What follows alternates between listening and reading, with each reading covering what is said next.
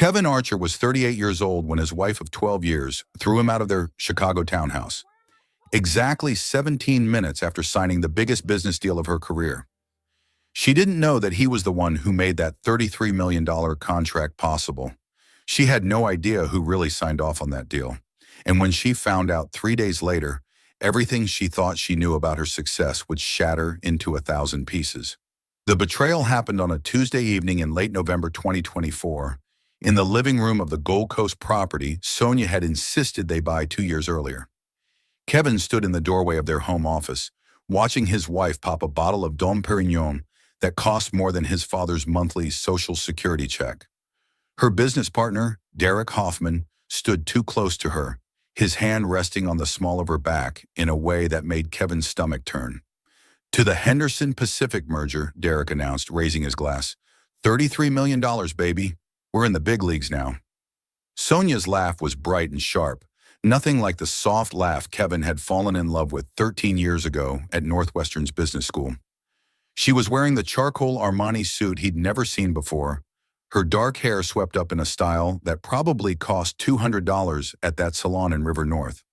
She looked powerful, untouchable, nothing like the woman who used to eat ramen with him in their studio apartment, planning a future they'd build together. "We did it," Sonia said, her eyes locked on Derek's. Not on Kevin. Never on Kevin anymore. Kevin cleared his throat. "Congratulations, Sonia. That's incredible news." She turned, and for just a moment, he saw something flicker across her face. Annoyance? Guilt? It vanished before he could name it. "Kevin." She said his name like an obligation. "I didn't realize you were home." "I live here," he said quietly. Derek smirked, the same smirk Kevin had hated for the past 18 months, ever since Sonia brought him on as her business partner at Elevate Consulting Group. Derek was everything Kevin wasn't.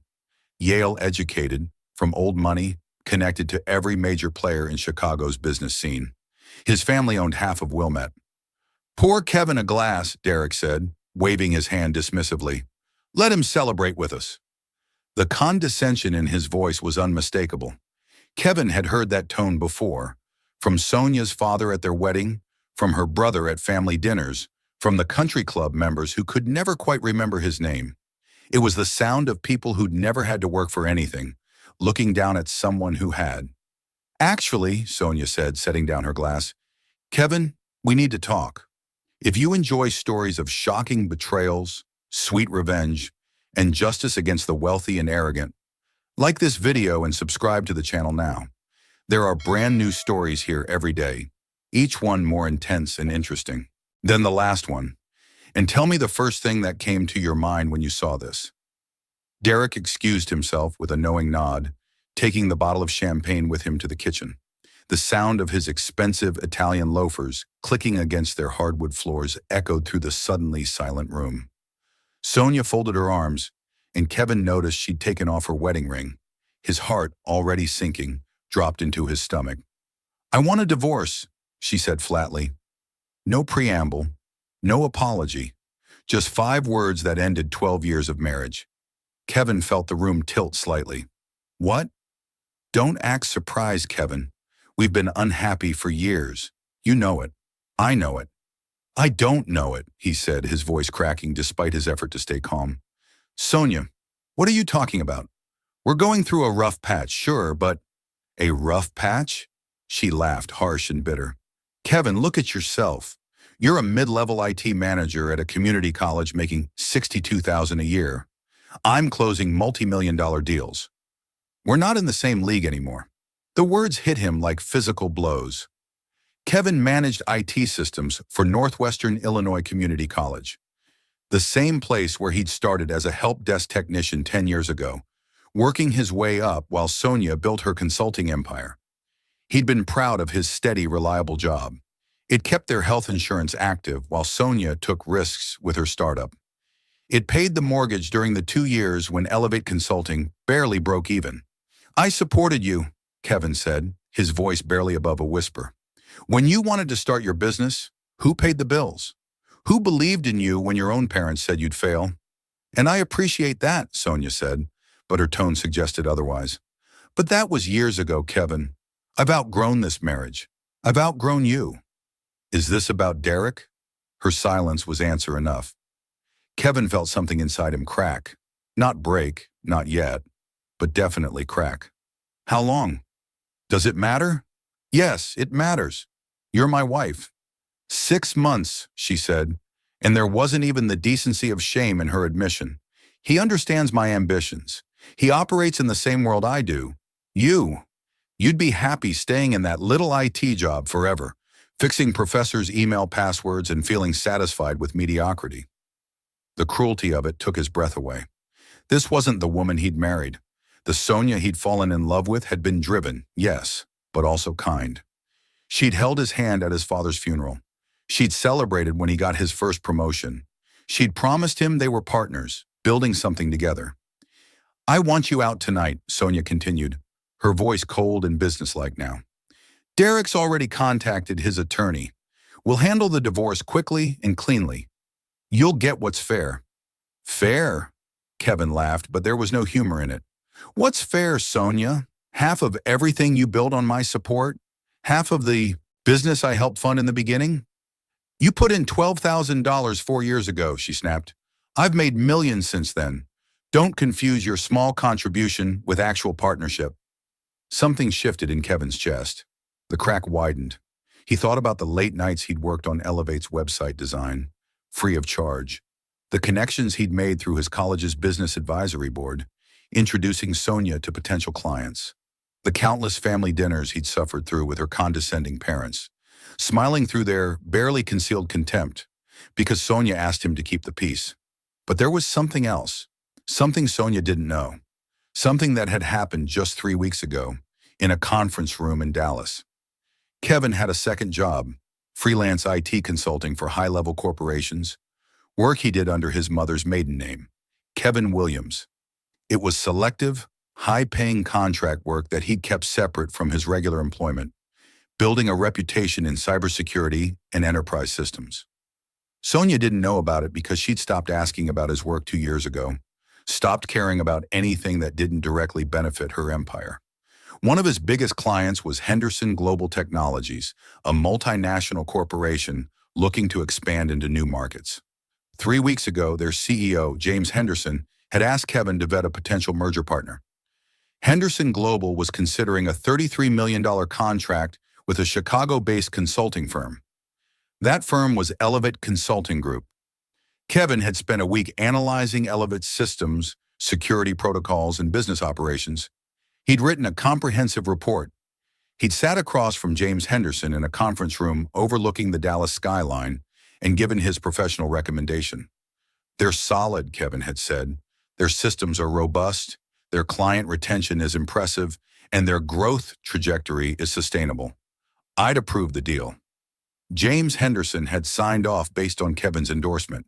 The deal Sonia just celebrated, the deal that made her feel entitled to throw away their marriage, existed because her mediocre husband had vouched for her company's credibility.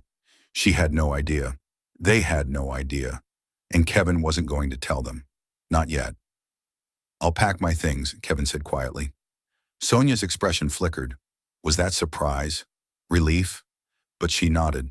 There's a Marriott on West Grand. Stay there tonight. Send me the receipt. I'll cover it. Even now, she found ways to make him feel small. Kevin didn't need her to cover a hotel room. His consulting work paid well enough that he had over $40,000 in a separate account she knew nothing about. Money he'd been saving for their future, for the family they'd talked about having someday. That future was dead now. Kevin walked upstairs to their bedroom. No, her bedroom now, and pulled out his duffel bag. He packed methodically, clothes, toiletries, his laptop, important documents. His wedding photo stayed on the nightstand. Let her deal with it. As he zipped the bag, he heard voices downstairs. Sonia and Derek laughing about something. Planning their future, probably. Their successful, wealthy, perfectly matched future. Kevin pulled out his phone and opened his email. He scrolled to a message from James Henderson, sent just 2 hours ago. Kevin, final contract signed and executed. The Henderson-Elevate merger is official as of 4 p.m. CST today. Your assessment was crucial to our confidence in this partnership. The board wants to express their gratitude. Dinner next month in Dallas? We have another project that needs your expertise. James Kevin stared at the email for a long moment. Then he forwarded it to his personal archive and deleted it from his phone. He'd need that later. Not now, but soon. He carried his bag downstairs. Sonia and Derek were back in the living room, sitting too close on the leather couch Kevin had helped assemble when they moved in. Neither of them looked at him as he headed for the door. "Kevin!" Sonia called out when his hand touched the doorknob. He turned, some foolish part of him hoping she'd change her mind, realized her mistake, asked him to stay. "Leave your key on the table," she said. Kevin pulled his house key off his key ring and set it down on the entry table, next to the silver bowl they'd received as a wedding gift from his grandmother. The old woman had died 6 months later. She'd loved Sonia like a daughter. "Goodbye, Sonia," Kevin said. She didn't respond. Derek raised his champagne glass in a mocking salute. Kevin walked out into the cold Chicago night, his breath visible in the November air. He loaded his bag into his Honda Accord, a reliable 7-year-old car that Sonia's friends had mocked at dinner parties, and sat in the driver's seat for a moment, letting the reality sink in. 12 years. Over. Just like that. His phone buzzed. A text from Sonia's brother Andrew. "Heard the news. About time. Sonia deserves someone on her level." Kevin didn't reply. He started the car and drove, not to the Marriott on West Grand, but to his father's small house in Rogers Park. The old man was probably asleep already. It was past 9. But Kevin needed to be somewhere that felt real, somewhere that remembered who he was before Sonia's world had swallowed him whole. The house was dark when he arrived. Kevin let himself in with his spare key and quietly made his way to the guest room, the same room he'd slept in growing up. His father had kept it exactly the same twin bed, the same desk where Kevin had written his college application essays, the same window overlooking the small backyard. He lay down without undressing, staring at the ceiling in the darkness. His phone buzzed again. Another text, this time from Derek. "No hard feelings, man. Just business. Just business." As if stealing another man's wife was a corporate merger. As if destroying a marriage was a negotiation tactic. Kevin pulled up Henderson Global's contact information on his phone. James Henderson's direct line. He could call right now. He could tell James that the CEO of Elevate Consulting Group was having an affair with her business partner, that she'd just blown up her marriage minutes after signing the contract. He could suggest that perhaps Henderson Global should reconsider partnering with someone of questionable character. He could destroy everything Sonia had worked for with a single phone call. His finger hovered over the call button. But no, that would be too quick, too simple. Sonia and Derek thought they'd won. They thought Kevin was just the disposable husband, the mediocre IT guy who'd served his purpose and could be discarded now that Sonia had reached the upper echelons of Chicago's business world. They had no idea what was coming. Kevin put his phone down and closed his eyes. Tomorrow he'd call his own attorney, not some country club lawyer like Derek's guy, but Maria Rodriguez, a fierce divorce attorney from Pilsen who'd built her practice representing underdogs against entitled spouses. She'd handled the divorce of one of Kevin's colleagues at the college, and she'd gotten him full custody and half of everything. Tomorrow he'd also send a carefully worded email to James Henderson, not revealing the personal connection yet, but asking some pointed questions about Henderson Global's ethics policies regarding business partners. Just planting seeds, just creating questions. Tomorrow he'd start documenting everything. The timeline of Sonia and Derek's affair, the financial records he had access to, the emails he'd saved over the years showing how Sonia had undervalued his contributions to her business. But tonight, Kevin just lay in his childhood bed and let himself feel the full weight of the betrayal. His phone buzzed one more time. He almost ignored it, but something made him check. It was an email from James Henderson's assistant. "Mr. Williams, Mr. Henderson would like to schedule a call with you tomorrow at 10 a.m. regarding the Elevate Consulting merger. Some questions have arisen that require your immediate attention. Please confirm your availability." Kevin sat up in bed, his heart suddenly pounding. Questions? What kind of questions? The contract was already signed. The deal was done. He typed a quick response confirming his availability, then set down his phone with trembling hands. Maybe he wouldn't have to destroy Sonia's deal himself. Maybe Henderson Global was already starting to see the cracks in Elevate Consulting's perfect facade. Or maybe, and this thought made Kevin smile for the first time in hours, maybe someone at Henderson Global had done a more thorough background check on Sonia and Derek than they'd expected. Maybe someone had discovered the affair. Maybe someone had questions about whether a CEO who'd lie to her husband could be trusted with a $33 million partnership. Kevin lay back down, but sleep didn't come. His mind was racing, planning, calculating. He thought about every conversation he'd had with James Henderson over the past year.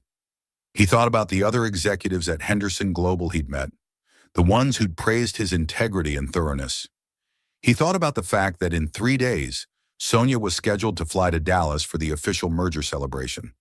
She'd be meeting the Henderson Global leadership team in person for the first time. She'd be shaking hands with James Henderson, probably expecting to be treated like the brilliant CEO she believed herself to be. She'd be walking into a room where Kevin Williams, her soon-to-be ex-husband, the mediocre IT guy she'd just thrown away, was one of Henderson Global's most trusted consultants. She'd be shaking hands with the man who'd approved her deal, never knowing he was the same man whose house keys she demanded he leave on her entry table. The same man who could take it all away with a single conversation. Kevin finally fell asleep around 3 a.m, and for the first time since Sonia had said she wanted a divorce, he dreamed of something other than loss. He dreamed of justice. The morning after Kevin Archer was thrown out of his own home, he woke up in his childhood bedroom with a text message that would change everything. It was 6:47 a.m., and the message was from James Henderson himself, not his assistant. Kevin, need to speak with you privately before the 10 a.m. call. Coffee at Legacy Roasters on Wells Street, 8 a.m. This concerns the Elevate merger. Urgent. J.H. Kevin stared at the message, his pulse quickening. James Henderson didn't do early morning coffee meetings for small concerns. Whatever had come up was serious enough to warrant an in-person conversation before the official call. He texted back his confirmation and hauled himself out of bed. His father was already up, sitting at the kitchen table with his usual black coffee and newspaper. The old man still insisted on print editions. "You look like hell," David Archer said without preamble. His father had never been one for soft approaches. "Feel like it too," Kevin admitted, pouring himself a cup. "Sonia and I are getting divorced." David set down his paper, his weathered face unreadable. He'd never warmed to Sonia, though he'd been too polite to say so directly. That woman was always too impressed with herself. "You know your mother, God rest her soul.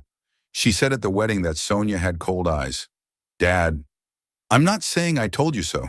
I'm saying you'll be better off." David picked up his paper again. "A man needs a partner, not someone who makes him feel small. Your mother worked 2 jobs while I built the shop, and never once did she make me feel like I wasn't enough." Kevin felt a lump form in his throat. His mother had passed away 5 years ago, right before Sonia's business started, taking off. She would have known what to do right now. She always knew what to do. "I have a meeting," Kevin said, checking his watch. "Important client. I'll be back this afternoon."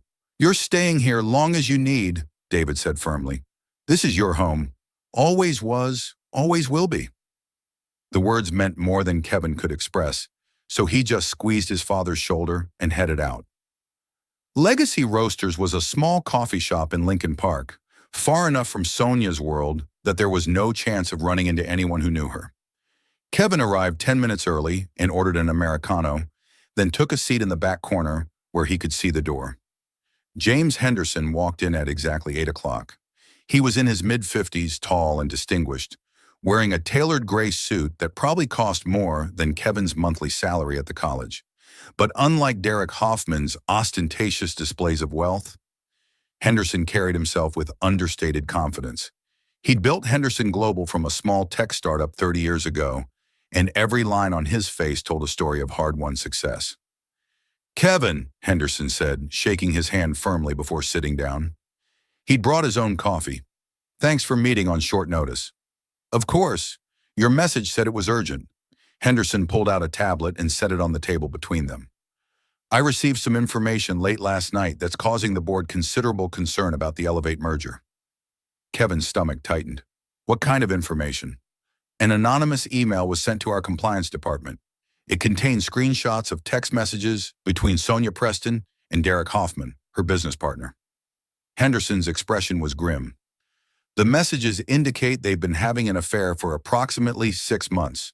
They also suggest that significant merger-related decisions were being made based on their personal relationship rather than sound business strategy.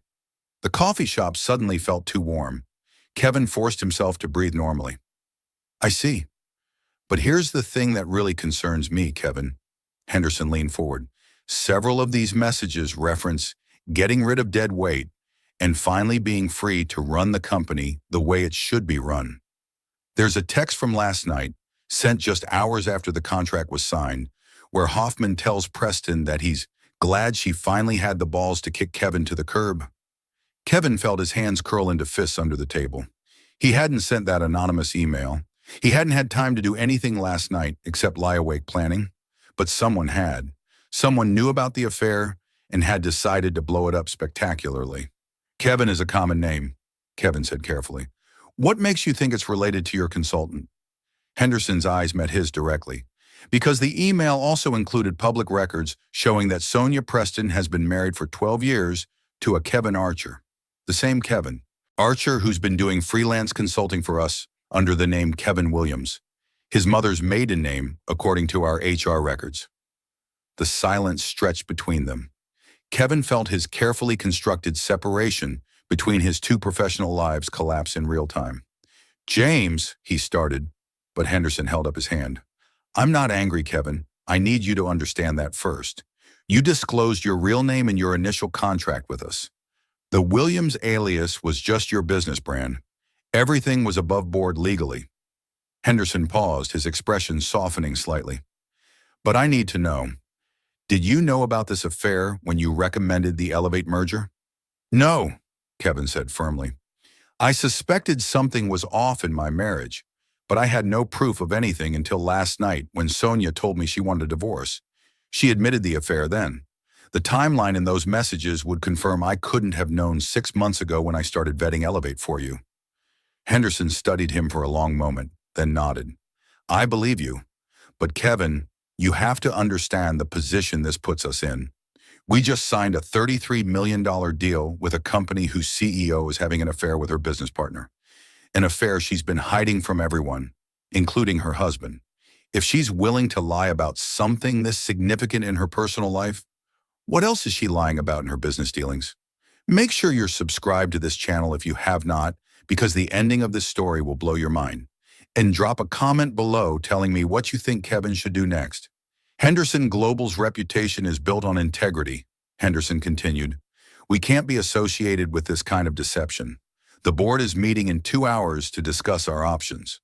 What are the options? Kevin asked, though he already knew the answer. We can invoke the ethics clause in the contract. It gives us 30 days to terminate the agreement if we discover material misrepresentation or ethical violations by the partner company's leadership. The affair itself isn't necessarily grounds for termination, but the lies, the deception, the questionable decision-making, all of that creates a pattern we can't ignore. Kevin thought about Sonia, probably still asleep in her townhouse, believing she'd won everything, believing she was about to become even more successful, more powerful, more untouchable. What do you need from me? Kevin asked. Honestly, I need you to recuse yourself from this decision. Your personal involvement creates a conflict of interest that could expose both you and Henderson Global to legal liability. Henderson's voice was kind but firm. I also need to know, do you want us to terminate this contract? Because if you do, if this is about revenge, I need you to tell me now. Henderson Global doesn't play games, and we don't get involved in personal vendettas. The question hung in the air between them. This was it. The moment where Kevin had to decide what kind of man he wanted to be. He could push for the contract termination, watch Sonia's empire crumble, feel the satisfaction of her downfall, or he could be better than that. James, Kevin said slowly, I won't lie to you. Part of me wants to see her deal fall apart. She humiliated me. She threw away 12 years of marriage like it meant nothing. But he paused, thinking about his mother, about his father's steady moral compass, about the man he'd been raised to be. But Henderson Global deserves to make this decision based on legitimate business concerns, not my personal pain. If you terminate the contract, it should be because you genuinely believe Elevate Consulting poses a risk to your company's reputation and operations, not because you're doing me a favor. Henderson's expression shifted to something that looked like respect. That's exactly what I needed to hear. And for what it's worth, Kevin, I think you're handling this with remarkable grace. I don't feel graceful, Kevin admitted. I feel like my entire life just exploded. Give it time. You'll land on your feet. Henderson stood, then paused. One more thing. Sonia Preston is scheduled to fly to Dallas on Friday for the merger celebration. We're going to move that meeting up to tomorrow, Thursday, and we're going to make it a working session instead of a celebration. She needs to know that we have serious questions about Elevate's operations and leadership. Will you tell her about the anonymous email? We'll tell her we've received concerning information that we need to address. We won't specify the source or the details until we've had a chance to investigate fully. And Kevin? Henderson's voice took on a harder edge. She's going to figure out eventually that you're our consultant. When that happens, this could get ugly. Kevin thought about that for a moment. Sonia discovering that her mediocre husband was the one who'd vetted her company, who'd made her deal possible, who could potentially destroy it all with a single conversation. Let it get ugly, Kevin said quietly. I'm done protecting her from consequences. After Henderson left, Kevin sat in the coffee shop for another 20 minutes, processing everything. Someone had sent that anonymous email, someone who knew about the affair and wanted to expose it. Who? A friend? An enemy? A concerned employee at Elevate who'd witnessed things they shouldn't have? His phone rang. Maria Rodriguez, the attorney he'd emailed late last night. Mr. Archer, she said briskly, I got your email. I can see you this afternoon at 2 if you're available. Bring any financial documents you have access to, and we'll start building your case. I'll be there, Kevin confirmed. One question before we meet. Is your wife aware that you've retained counsel? Not yet. Good, let's keep it that way for now. The element of surprise is often our best weapon. After hanging up, Kevin drove to Northwestern Illinois Community College, where he was technically supposed to be working his regular job. But his mind wasn't on help desk tickets or network maintenance. He went straight to his office, closed the door, and started documenting everything. He pulled up his personal email archives and began forwarding messages to a secure folder. Every email where Sonia had dismissed his contributions, every text where she'd made him feel inadequate, every message showing how she'd slowly pushed him to the margins of her increasingly extravagant life. He documented the timeline of his freelance consulting work, showing clearly that he'd built a successful secondary career that Sonia knew nothing about because she'd stopped caring about his professional development years ago. He made a list of everyone who'd witnessed her condescending treatment of him, colleagues at the college, her own family members who'd made dismissive comments at gatherings, friends who'd slowly stopped inviting them places because Sonia's attitude had become insufferable. Around 11 o'clock, his phone buzzed with a text from Derek Hoffman. Hey man, Sonia wants to know if you found a place yet. We need to discuss the logistics of you picking up the rest of your stuff. The casual arrogance of it made Kevin's blood boil. We, as if Derek had any say in what happened with Kevin's possessions, in Kevin's home, in Kevin's life. Kevin typed back, tell Sonia to communicate with me directly, and tell her my attorney will be in touch soon regarding the divorce proceedings. The response came back almost immediately. Attorney? Dude, don't make this harder than it needs to be. Sonia's being generous. Kevin didn't respond. Let them wonder. Let them worry. His office phone rang, the college's main number. He almost didn't answer, but something made him pick up. Kevin Archer, IT Services. Kevin, it's Susan Holbrook from Human Resources. Susan was the HR director, someone Kevin had worked with for years. They had a good professional relationship. Do you have a minute to come to my office? Something's come up that I need to discuss with you. His stomach dropped. Is everything okay? Just come to my office, please. It's important. Kevin walked across campus to the administration building, his mind racing. Had Sonia somehow gotten him fired? Did she have that kind of reach? Susan's office was small but comfortable, decorated with photos of her 3 kids and various community college achievement awards. She gestured for Kevin to sit down and close the door. Kevin, I received a very strange phone call this morning from a Derek Hoffman. He claimed to be your wife's business partner. Susan's expression was carefully neutral. He wanted to know about your employment status here, your salary, your performance reviews. He said he was calling on behalf of your wife as part of divorce proceedings. Kevin felt a fresh wave of anger wash over him. That's completely inappropriate. He has no right to that information. I know, I told him that we don't release employee information without proper legal authorization and ended the call. But Kevin, Susan leaned forward. He then said something that concerns me. He said, and I'm quoting here, Kevin Archer is about to find out what happens when someone tries to punch above their weight class. What did he mean by that? My wife and I are separating, Kevin said, choosing his words carefully. Her business partner is involved. I think they're trying to intimidate me into accepting an unfavorable divorce settlement. Susan's expression hardened. That's not going to happen on my watch. Kevin, you've been a valued employee here for 10 years. Your work is exemplary, and your integrity is unquestionable. If you need time off to deal with personal matters, let me know. And if anyone else calls asking about you, I'll be reporting it to our legal department as harassment. Thank you, Susan. That means a lot. One more thing, she said, pulling out a folder. I probably shouldn't tell you this, but I think you should know. We received your annual review from your supervisor last week. He's recommending you for a promotion to Director of IT Services. It comes with a salary increase to $92,000 and a seat on the college's executive committee. Kevin felt something loosen in his chest. $92,000. Not the million Sonia was making, but enough to prove he wasn't the failure she'd painted him to be. The board votes on it next month, Susan continued. But between you and me, it's a done deal. You've earned this, Kevin. He left her office feeling slightly more grounded. Whatever else happened, he had this. A solid job, respect from his colleagues, a future that didn't depend on Sonia's approval. His phone rang again.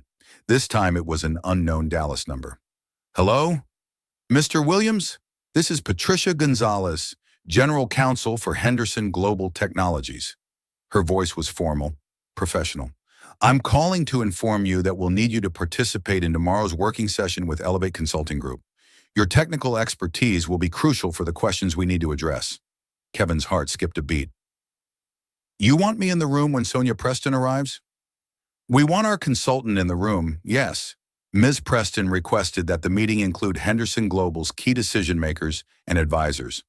You're one of our most trusted advisors, Mr. Williams. Your presence is non-negotiable. She doesn't know that I'm Kevin Williams, he said quietly. When she sees me, what Ms. Preston knows or doesn't know is not our concern. We're conducting a business meeting with our consultant present. If there's a personal connection that creates discomfort, that's unfortunate, but it doesn't change our needs. Patricia's voice softened slightly. Mr. Henderson has briefed me on the situation, Mr. Williams. We're not doing this to punish anyone. We're doing this because we need your honest assessment of Elevate's capabilities, and we need you in that room to answer technical questions that only you can address.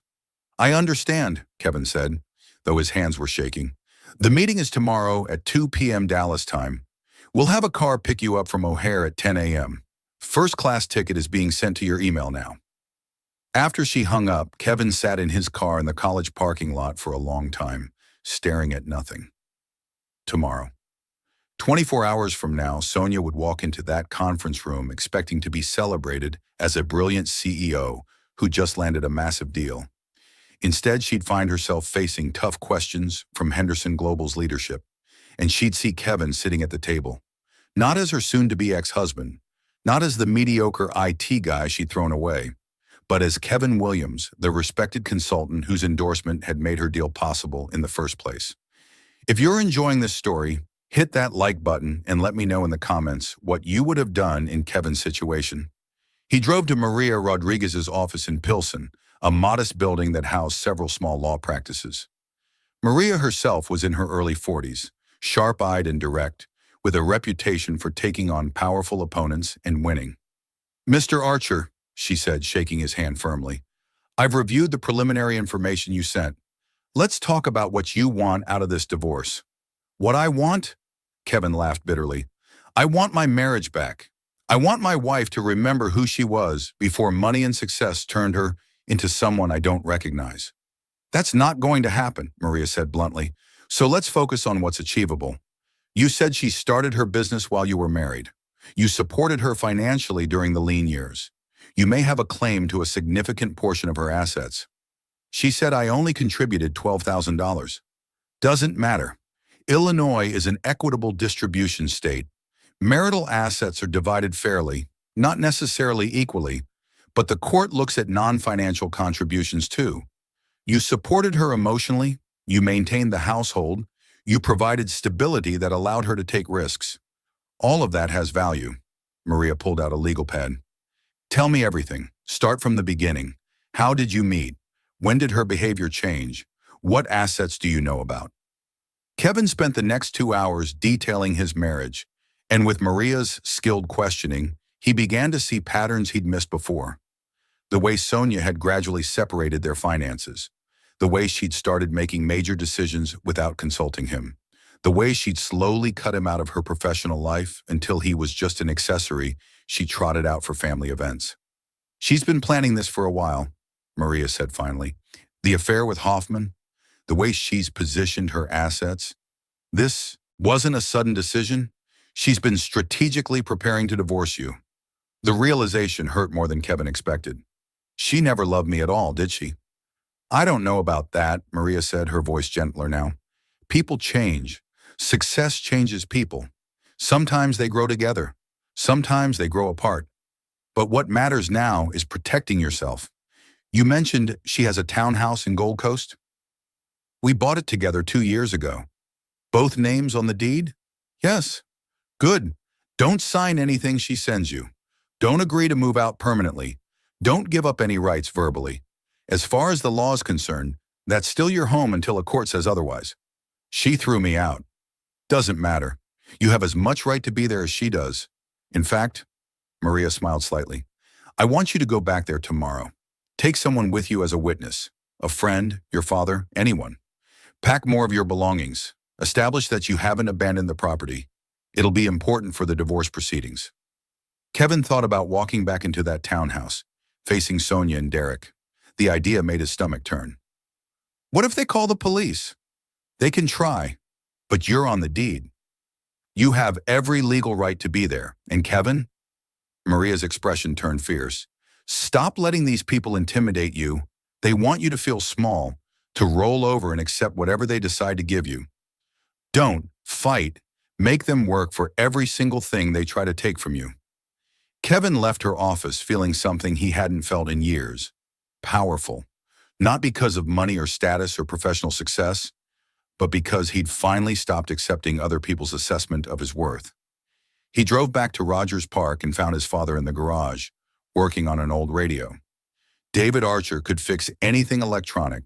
It's where Kevin had learned his skills. Dad, Kevin said, I need your help tomorrow. I have to fly to Dallas for a business meeting, but in the morning, I need to go back to the townhouse to pack more of my stuff. Can you come with me? David set down his soldering iron. Of course. What time? Early, 7 a.m. My lawyer says I need a witness, someone to make sure Sonia and her boyfriend don't try anything. His father nodded slowly. I never liked that house anyway. Too fancy, too cold, like the woman who picked it out. That night, Kevin lay in his childhood bed again, but this time he wasn't wallowing in grief. He was planning.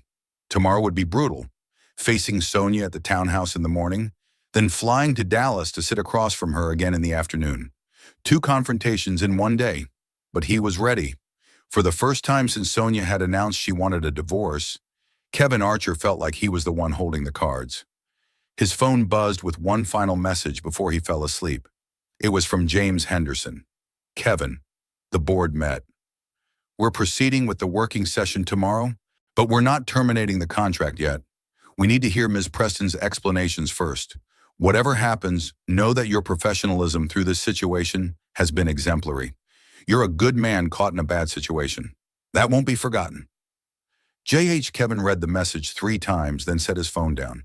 He didn't want revenge. He didn't want to destroy Sonia's deal out of spite, but he did want her to know, to really understand, that the man she'd dismissed as mediocre, the man she'd thrown away like trash, was someone she should have valued all along. Tomorrow she'd learn that lesson. Whether she'd understand it was another question entirely. The next morning, Kevin and his father arrived at the Gold Coast townhouse at 7:15 a.m. Kevin still had his key. The one he'd left on the entry table had been a spare. He'd kept his original set because some part of him hadn't fully believed the marriage was really over. Now, standing on the front steps of the home he'd helped buy, helped maintain, helped turn into something beautiful, Kevin realized this was real. This was happening, and there was no going back. "Ready?" David Archer asked, his weathered hand on his son's shoulder. "No," Kevin admitted, "but let's do it anyway." He unlocked the door and stepped inside. The smell hit him first, unfamiliar cologne, expensive and heavy. Derek's cologne. The man had spent the night in Kevin's home, probably in Kevin's bed. Kevin felt his jaw clench, but he forced himself to stay calm. He had a witness. He had a lawyer. He had rights. The living room showed evidence of their celebration. Empty champagne bottles, 2 glasses still on the coffee table. Sonia's shoes kicked off near the couch. Kevin walked past it all toward the stairs. "Kevin?" Sonia's voice came from above, sharp with surprise. "What are you doing here?" She appeared at the top of the stairs in a silk robe Kevin had never seen before. Her hair tousled, her expression shifting rapidly from shock to anger. Derek appeared behind her, shirtless, his smug expression faltering when he saw David Archer standing in the doorway. "I'm collecting my belongings," Kevin said evenly. "This is my father, David. He's here as a witness." "A witness?" Sonia laughed, but there was an edge to it. "Kevin, this is ridiculous. We already discussed—" "We discussed nothing," Kevin interrupted. "You made a unilateral decision to end our marriage and demanded I leave. But legally, this is still my home. My name is on the deed. And my attorney advised me not to abandon the property." "Your attorney?" Derek scoffed. "Come on, man, don't make this ugly. Sonia's offering you a generous settlement." "I haven't seen any settlement offer," Kevin said, starting up the stairs. "And until I do, I'm within my rights to access my own property." Sonia moved to block his path, but David's voice cut through the tension. "Miss Preston, I suggest you step aside. My son has every legal right to be here, and you're witnessing his actions to prove he's not removing any property that doesn't belong to him. We have a detailed list of his personal items, and I'm recording this on my phone right now. Everything is being documented." Kevin looked at his father in surprise. He hadn't known about the recording, but David gave him a slight nod. Smart. Everything would be documented. Sonia's face flushed red, but she moved aside. Kevin brushed past her and Derek, heading for the bedroom he'd woken up in every morning for 2 years. The bed was unmade, sheets twisted, evidence of what had happened there last night. He felt sick, but he pushed through it. He pulled out his largest suitcase and started packing methodically. Clothes, shoes, personal items. The watch his mother had given him for his 30th birthday, his laptop from the home office, his books, his documents. "You can't take that," Derek said, pointing to the laptop. "That's community property." "It's my personal laptop that I use for my freelance consulting business," Kevin said without looking at him. "It's not community property. Everything I'm taking is mine alone." "Freelance consulting?" Sonia's voice was sharp. "What are you talking about?" Kevin paused, his hand on the laptop case. This was it. The moment he could reveal everything or keep his cards close. He chose the latter. "I have a second job, Sonia. Have had for years. You never asked about it, so I never mentioned it." He zipped up the laptop case. "Turns out I'm not as mediocre as you thought." He saw something flicker across her face. Confusion, maybe the beginning of concern. But she quickly masked it with anger. "If you've been hiding income, Kevin, that's going to look very bad in divorce proceedings." "I haven't hidden anything. It's all properly reported, taxed, completely legal. My attorney has all the documentation." He moved to the closet, pulling down boxes from the top shelf. "Unlike some people, I don't believe in deception. The implication hung in the air. Derek stepped forward aggressively, but David appeared in the doorway. I wouldn't do that, young man, David said quietly. We're recording everything, remember? You lay one hand on my son, and you'll be explaining it to the police. Derek backed off, but his expression was murderous. Kevin continued packing, moving through the room with systematic efficiency. Every item he took was legitimately his. He wanted no legal complications. The wedding photo stayed on the nightstand. Let Sonia deal with it. As he carried his first load downstairs, Sonia followed him, her voice taking on a pleading quality he hadn't heard in years. Kevin, please, can we talk about this rationally? I know I hurt you. I know I should have handled things better. But we can work out a fair agreement without lawyers and courts and all this drama. Kevin set down his suitcase and turned to face her. Really look at her, the woman he'd loved for 13 years, the woman he'd supported, believed in, sacrificed for, the woman who'd looked him in the eye less than 24 hours ago and called him mediocre. You threw me out, Sonia. Minutes after celebrating the biggest deal of your career, a deal I helped to make possible, though you don't know that yet. You told me you'd outgrown me. You said I was mediocre. You admitted you'd been cheating on me for 6 months. His voice was calm, almost gentle, which made the words cut deeper.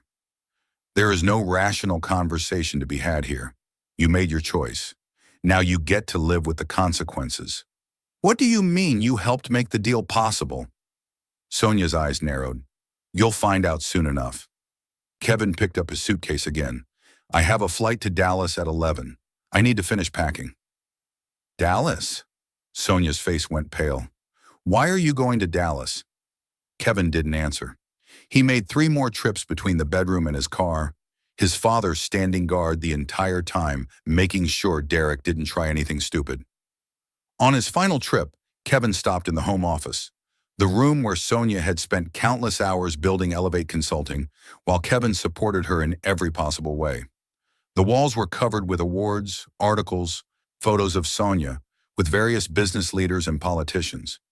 Not a single picture of Kevin. It was like he'd never existed in her success story. There was one photo he wanted, though. On the corner of her desk, facing away from her usual line of sight, was a picture from their honeymoon in Santorini. They looked impossibly young, impossibly happy. Sonia was laughing at something Kevin had said, her eyes full of love and possibility.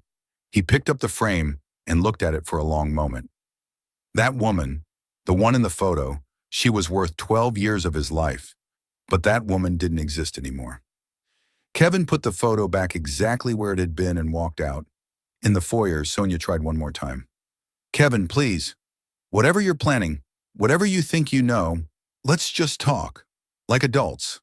Like the partners we used to be. We were never partners, Sonia. Not really. I was your support staff, your safety net, the person who made it possible for you to take risks because you knew I'd be there to catch you if you fell. Kevin opened the front door. But you don't need me anymore. You have Derek. You have your success. You have everything you wanted. So why do you look so worried? She didn't answer, but he saw it in her eyes. Fear. Real. Genuine fear. Because Sonia was smart, and she was beginning to realize that something was very wrong. The confident dismissal of last night was cracking. Kevin and his father loaded the last of his belongings into both their cars. As they were pulling away from the curb, Kevin saw Sonia on the phone, pacing in the front window, calling someone. Probably her lawyer, probably Derek's contact at Henderson Global. Too late. Whatever she was trying to do, it was too late. At O'Hare, Kevin hugged his father goodbye. Thank you for this morning. I know it wasn't easy. That woman, David said, shaking his head, she has no idea what she threw away. But she will. Men like us, men with integrity, with loyalty, were rare. She traded gold for glitter. Kevin smiled despite everything. I love you, Dad. Love you too, son. Go show them who you really are. The first-class flight to Dallas was surreal. Kevin had flown for business before, but always economy, always pinching pennies. Henderson Global was treating him like a valued executive. and it felt strange after years of Sonia making him feel like his work didn't matter. He used the flight time to review the technical documentation he'd prepared for Elevate's vetting. He knew Sonia's systems inside and out now. He'd spent a week analyzing every aspect of her business. He knew where the strengths were. He also knew where the weaknesses were, the places where Elevate's rapid growth had created vulnerabilities. He knew things Sonia probably didn't even know about her own company. The car Henderson Global sent to pick him up from Dallas-Fort Worth International was a black Lincoln, driven by a professional chauffeur who called him Mr. Williams with genuine respect. They drove to Henderson Global's headquarters, a gleaming steel and glass tower in the heart of Dallas's business district. James Henderson met him in the lobby personally. "Kevin, thank you for coming on short notice." "Of course, though I have to admit, I'm not sure what to expect from this meeting." "Honestly, neither am I." Henderson guided him toward the elevators. "Ms. Preston will be here in an hour. The board wanted time to brief you on the questions we'll be asking. Some of them are technical, some are about business practices, and some—" He paused as the elevator doors closed. "Some are about leadership and integrity.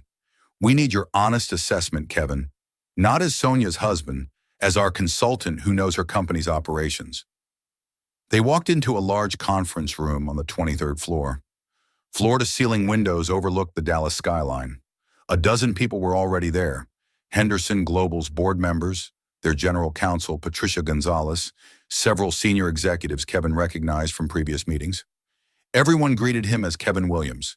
Everyone treated him with professional respect. For the first time in years, Kevin felt like he was in a room where people valued his expertise, his judgment, his contributions. Patricia Gonzalez ran through the agenda. They'd asked Sonia to address several specific concerns: the accelerated timeline of several key decisions in the merger process, some financial projections that seemed overly optimistic, questions about Elevate's client retention rates, and concerns about the company's leadership structure. "We're not trying to trick her," Patricia explained. "These are legitimate business questions that arose from a more detailed review of the merger documents. But Mr. Williams, we need you here to verify her technical answers. If she says something about her systems, her security protocols, her operational capacity, we need to know if it's accurate." "I understand," Kevin said. At 1:55 p.m., Henderson's assistant called from downstairs. "Ms. Preston has arrived." Kevin felt his heart rate spike. This was it. In 5 minutes, Sonia would walk through that door expecting a celebration and find an interrogation instead. And she'd see him sitting at the table. The board members took their seats. Kevin sat between Patricia Gonzalez and Henderson's chief technology officer, positioned where he could see the door, but not directly in Sonia's immediate line of sight when she entered. At exactly 2 o'clock, the conference room door opened. Sonia walked in, Derek Hoffman right behind her. She was wearing a navy power suit, her hair perfectly styled, her smile confident and professional. She looked like a woman on top of the world. "Mr. Henderson," she said, extending her hand, "thank you so much for arranging this meeting. Derek and I are thrilled to—" She stopped mid-sentence. Her eyes had landed on Kevin. The color drained from her face. Her hand, still extended toward Henderson, began to tremble visibly. Her mouth opened, closed, opened again. "What?" she started, then stopped. "Kevin, what are you doing here?" Every person in the room turned to look at her, then at Kevin. The confusion was palpable. "Ms. Preston," Henderson said carefully, "I'd like you to meet Kevin Williams, one of our senior consultants. He's been working with Henderson Global for the past 18 months on various technology and security projects. He was the primary consultant who vetted Elevate Consulting for this merger." Sonia was still staring at Kevin, her expression cycling through shock, confusion, and dawning horror. "Kevin Williams," she repeated slowly. "Your mother's maiden name." "Yes," Kevin said calmly. He didn't stand. He didn't smile. He just watched her try to process what this meant. Derek Hoffman, slower on the uptake, was frowning. "Wait, you're telling me that your consultant is Sonia's husband? The same guy she just—" He caught himself, but too late. "The same guy she just what, Mr. Hoffman?" Patricia Gonzalez asked, her voice sharp. An uncomfortable silence filled the room. Sonia had gone from pale to red, her breathing rapid. She looked at the table full of executives, then back at Kevin, her mind clearly racing to understand how this had happened, what it meant, what she should do. "Perhaps we should all sit down," Henderson suggested. "Ms. Preston, Mr. Hoffman, please." They sat, but Sonia couldn't stop staring at Kevin. He met her gaze steadily, letting her see that he wasn't the broken man she'd thrown out 2 nights ago. He was Kevin Williams, respected consultant, trusted advisor, the man whose endorsement had made her dream deal possible. "I think," Henderson began, "we should address the elephant in the room. Yes, Kevin Williams is married to Sonia Preston, or rather was married. Our understanding is that you're in the process of divorcing. Is that correct?" "Yes," Sonia said, her voice barely above a whisper. "We're separating." "And you didn't know that your husband had a consulting business under his mother's maiden name?" Patricia asked. "No, Sonia shot Kevin a look that was equal parts accusation and desperation. "He never told me." "Ms. Preston," Kevin said, speaking directly to her for the first time, "you stopped asking about my work 2 years ago. You stopped being interested in anything I did professionally. You made it clear that my career was insignificant compared to yours. So no, I didn't share details about my consulting business with you. Why would I, when you'd made it abundantly clear that you didn't care?" The words hung in the air, each one landing like a hammer blow. Several board members shifted uncomfortably. Derek started to say something, but Sonia put her hand on his arm, stopping him. "I think," Henderson said, "we should move forward with the business questions we came here to discuss. Mr. Williams's personal relationship with Ms. Preston is unfortunate timing, but it doesn't change the fact that we have legitimate concerns about this merger. Ms. Preston, shall we begin?" The next hour was brutal. Henderson and his team asked pointed questions about Elevate's operations, and Sonia struggled to answer. Not because she didn't know her business, she did, but because every technical question had to be verified by Kevin, and every time he spoke, he could see her dying a little inside. When she claimed Elevate's cybersecurity protocols were industry-leading, Kevin quietly corrected her. "Actually, their protocols are adequate but not exceptional. They meet basic standards but lack some advanced features that would be expected for a company handling sensitive corporate data at this scale." When she boasted about their client retention rate of over 90%, Kevin pulled up the actual numbers. 83% for the past fiscal year. Still respectable, but not quite as strong as represented. When she tried to explain their planned expansion timeline, Kevin pointed out logistical challenges she'd overlooked. The infrastructure requirements for that kind of growth would require significant capital investment, roughly $2 million by my analysis, which isn't accounted for in the current budget projections. He wasn't trying to destroy her. He was just telling the truth. But the truth was damaging enough. Derek tried to jump in several times, tried to smooth over Sonia's stumbles, but it only made things worse.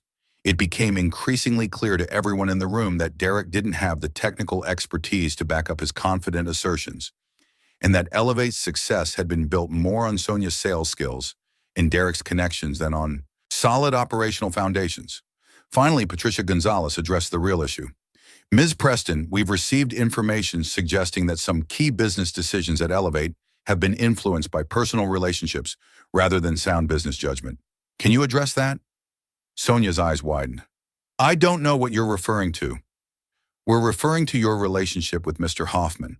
Our information suggests that you and he have been involved personally for approximately 6 months, and that this relationship has impacted your professional decision-making." The silence was deafening. Sonia looked at Kevin, and he saw the exact moment she realized. He'd known. He'd known about the affair, and he'd let her walk into this room blind. "Our personal relationship," Derek said, his voice tight, "has nothing to do with our business capabilities." "Doesn't it?" Henderson asked. "Because from where I'm sitting, it suggests a pattern of deception and poor judgment. You've been lying to Ms. Preston's husband for months. What else are you lying about? What else have you hidden from us in these merger documents?" "Nothing," Sonia said desperately. "Mr. Henderson, I understand this looks bad, but I assure you, our personal situation hasn't affected our business operations. Elevate Consulting is a solid company with real capabilities and a strong track record. Whatever mistakes I've made in my personal life, and I know I've made them, don't reflect on our business integrity. She turned to Kevin, her eyes pleading now. Kevin, please, tell them. You vetted our company. You know we're legitimate. Tell them. Everyone looked at Kevin. This was it. The moment where he could destroy everything she'd worked for with a single sentence. Or he could be the bigger person, the man his parents had raised him to be. Elevate Consulting is a legitimate business, Kevin said slowly. Their client work is solid. Their growth is real. The company Sonia built is impressive by any objective measure. He paused, letting that sink in. But, that one word made Sonia flinch. But there are concerns about leadership judgment and operational readiness for this scale of partnership. The affair itself isn't the issue. People's personal lives are their own business.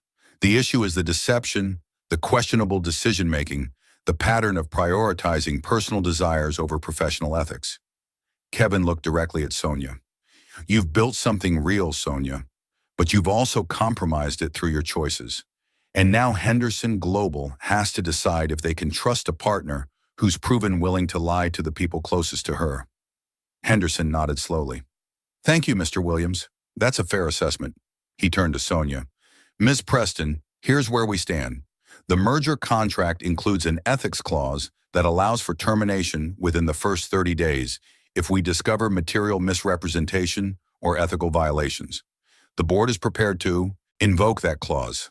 No, Sonia breathed. No, please. This deal, it's everything we've worked for. Everything. However, Henderson continued, we're also willing to consider an alternative. We modify the contract to include much stricter oversight provisions, regular audits, and a requirement that you step down as CEO for 6 months while we bring in an independent executive to evaluate Elevate's operations. If they find everything in order, you can resume your role. If not, we terminate the partnership. Sonia looked like she'd been slapped. Step down? From my own company? It's either that or we terminate the contract entirely, Patricia said. Those are your options, Miss Preston. Derek leaned over, whispering urgently to Sonia. Kevin could see her struggling, could see the calculation happening behind her eyes. She'd lost control of this situation completely, and now she was trying to salvage anything she could. Can we have a moment to discuss this privately? Sonia asked. Of course. We'll give you 15 minutes. Henderson stood, and the entire board filed out of the conference room, leaving Sonia and Derek alone. Kevin started to leave with them, but Sonia's voice stopped him. Kevin, please, don't go. He turned. She was standing now, and for the first time since he'd known her, Sonia Preston looked small, defeated, human. Please, she said again. Can we talk? Just for a minute? Kevin looked at Henderson, who nodded permission. 5 minutes, Henderson said. Then we need your answer, Ms. Preston. The board left. Derek stood. Sonia, we should discuss. Get out, Derek. Sonia's voice was flat, emotionless. What? Get out. She didn't even look at him. This is your fault. Your big plans, your connections, your don't worry about the details attitude. You convinced me I'd outgrown Kevin, that I deserved more. And now look where we are. Derek's face flushed red. You can't be serious. We're partners. No, we're done. The partnership, the relationship, all of it. I'll buy out your share of Elevate, but I never want to see you again.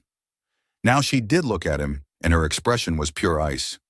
You promised me this deal was solid. You promised me your connections would protect us. You've given me nothing but risk and liability. Get out of my company. Derek stared at her for a long moment, then shook his head. You're making a mistake. I've made a lot of mistakes. Trusting you was just one of them. He left, slamming the door behind him. Kevin and Sonia were alone. She sank into her chair, suddenly looking exhausted. You must really hate me right now.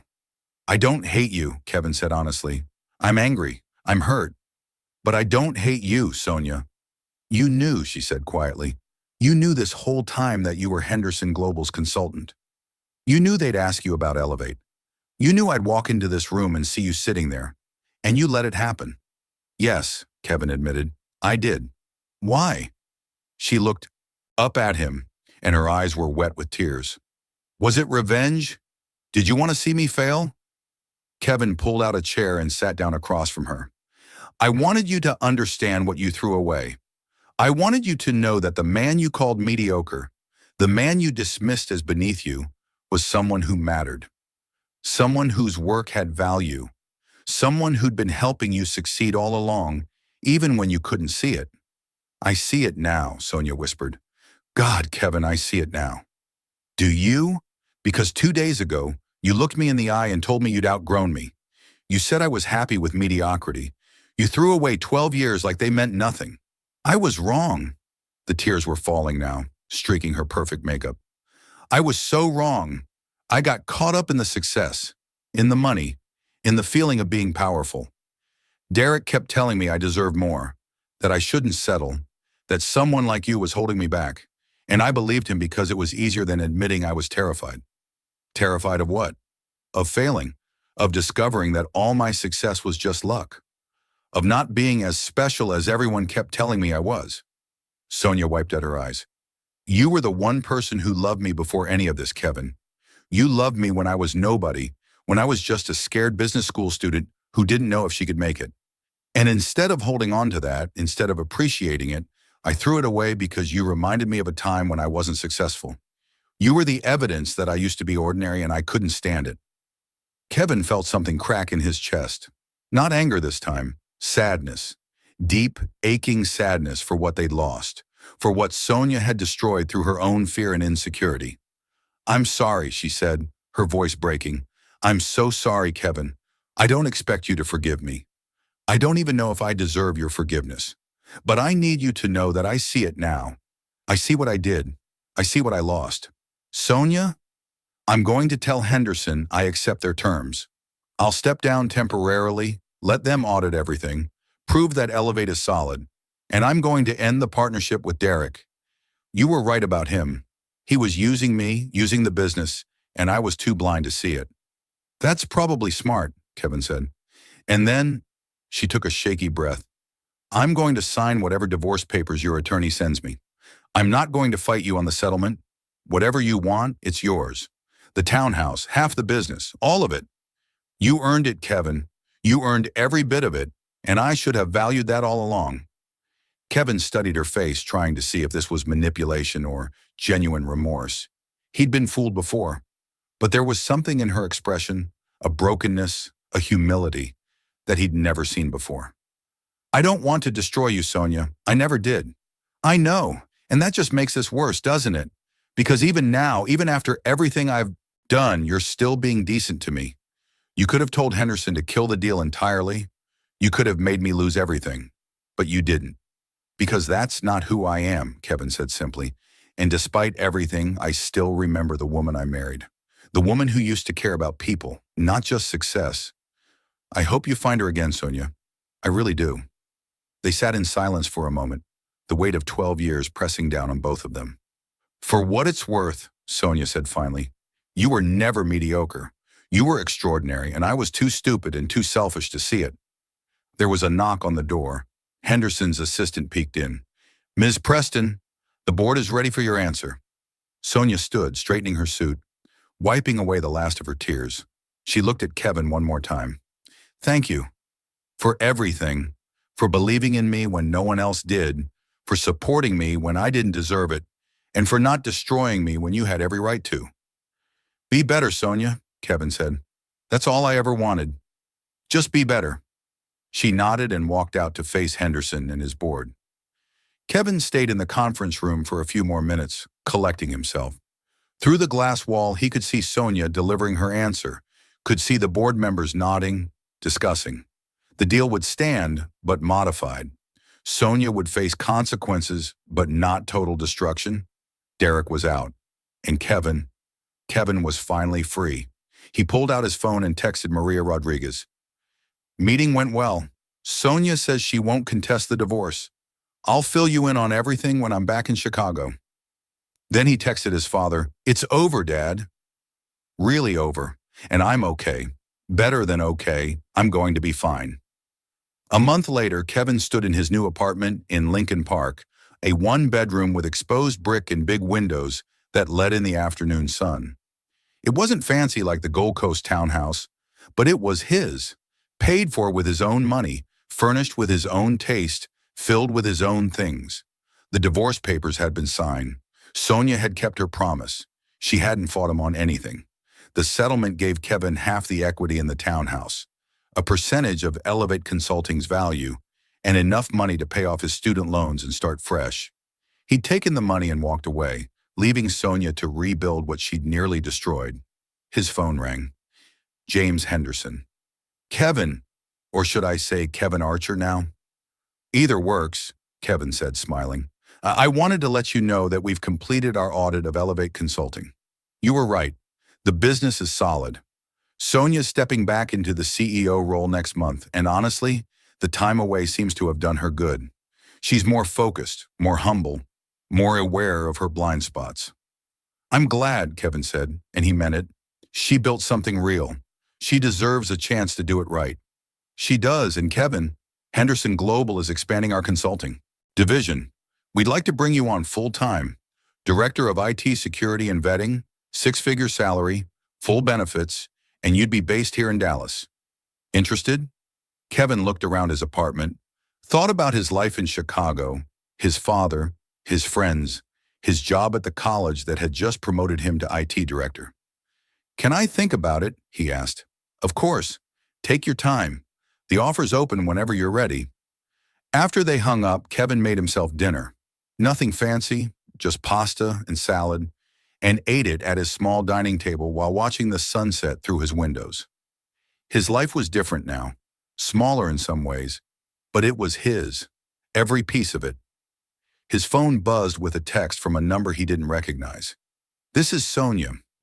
I know I don't have the right to contact you, but I needed to tell you something. I started therapy. Real therapy, not just executive coaching.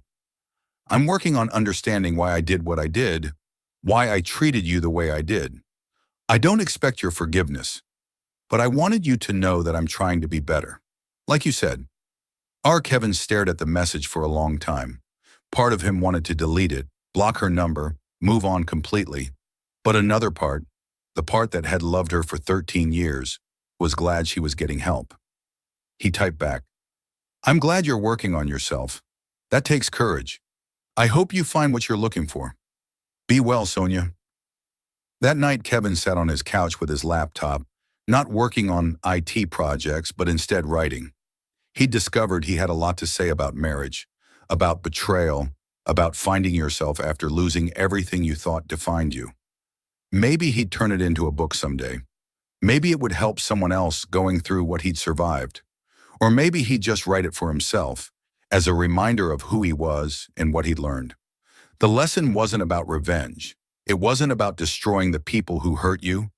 The lesson was simpler and more profound.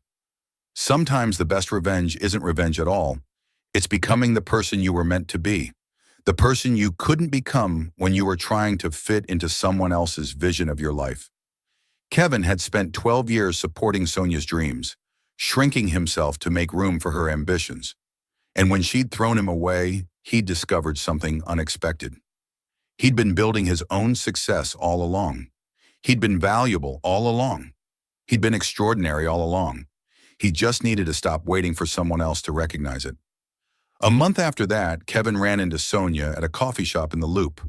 She was alone. No Derek, no entourage. Just Sonia with a laptop and a regular drip coffee instead of her usual elaborate espresso order. Hi, she said quietly. Hi, he replied. You look good, she said. Happy.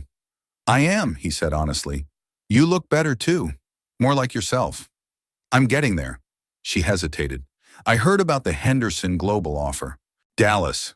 Are you taking it? I haven't decided yet. For what it's worth, you should. You deserve that level of opportunity. You always did. They stood there for a moment. Two people who'd shared 12 years of life now standing as strangers. But it didn't hurt the way Kevin thought it would. It just felt complete. Take care of yourself, Sonia, he said. You too, Kevin, and thank you for everything, especially for reminding me that success without integrity is just failure in an expensive suit. He smiled at that. That's pretty good. Did your therapist tell you that? No, she said, returning his smile. You did. In that conference room in Dallas, I've been thinking about it ever since. Kevin walked away feeling lighter than he had in years. He didn't know what the future held, Dallas or Chicago, new opportunities or familiar comforts. But for the first time since he could remember, he was excited to find out. Because whatever came next, he'd be facing it as himself. Completely, unapologetically himself. And that, Kevin had learned, was worth more than any business deal, any marriage, any measure of success someone else tried to impose on him. 6 months later, Kevin accepted the position in Dallas. He left Chicago with his father's blessing and started a new chapter. He made new friends, took up rock climbing, started dating again. Nothing serious yet, but he was open to possibilities in a way he hadn't been in years. Sometimes he still thought about Sonia, wondered how she was doing. He'd heard through mutual acquaintances that Elevate Consulting was thriving under her renewed leadership, that she'd bought out Derek completely, that she was doing good work and treating her employees better. He hoped it was true. He hoped she'd learned from their shared disaster of a marriage. He hoped she'd become the person she was always capable of being. But mostly, Kevin thought about himself, about the man he'd become through the fire of betrayal and the hard work of rebuilding, about the career he'd built through talent and integrity, about the life he was creating on his own terms. And he realized something profound. Sonia had been right about one thing. They had outgrown each other, just not in the way she'd thought. She'd outgrown the version of herself who needed Kevin's support to feel secure, and Kevin had outgrown the version of himself who measured his worth by someone else's approval. They'd both had to lose everything to find out who they really were. It was painful, brutal, devastating, but ultimately necessary. Sometimes Kevin reflected on quiet Sunday mornings in his Dallas apartment. Sometimes love isn't enough. Sometimes people need to be broken down completely to rebuild themselves into something stronger. And sometimes the greatest act of love is letting someone go, even when, especially when, they've treated you terribly. Because holding on to anger, seeking revenge, trying to destroy the person who hurt you, that doesn't set you free. It just keeps you trapped in their story. Kevin had chosen a different path. He'd chosen to tell his own story, build his own success, define his own worth. And in the end, that was the ultimate victory. If you enjoyed this story, like this video, and leave a comment telling me what you thought.